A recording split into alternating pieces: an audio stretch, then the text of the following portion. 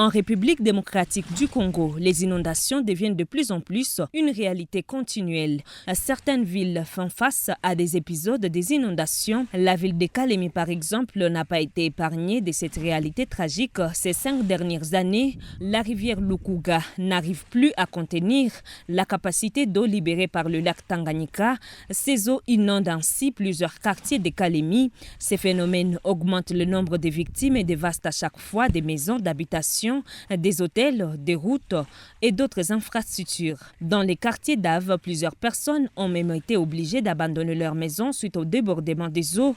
D'autres passent la nuit à la Belle Étoile et comme d'habitude, ils plaident pour l'assistance du gouvernement et ses partenaires. La mauvaise construction dans les collines de Kalemi, c'est ce qui a fait que les eaux ne sont pas canalisées. Ainsi, l'eau remonte, déborde, se déverse dans notre quartier d'Ave. Kalemi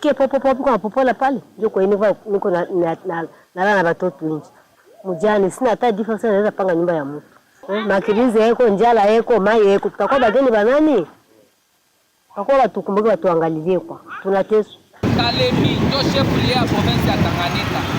Route principale ya ville iko hivi. Leo tunahesabia ça fait 1 mois.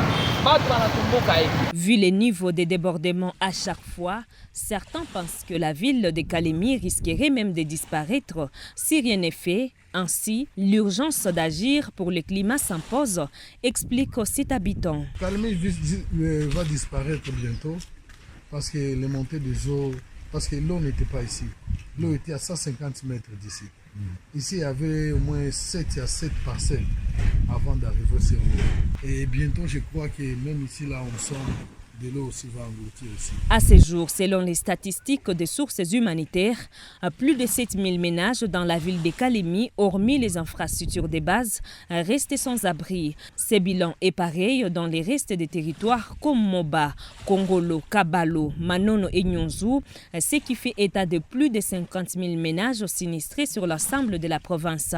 À Kalemi, les changements climatiques marqués par des inondations restent un défi majeur et qui nécessitent une approche collective et proactive afin d'apporter des solutions résilientes en faveur de la justice climatique et la restauration de l'environnement à travers des sensibilisations, des renforcements des compétences, des plaidoyers pour le reboisement et des réaffectations de certains sites.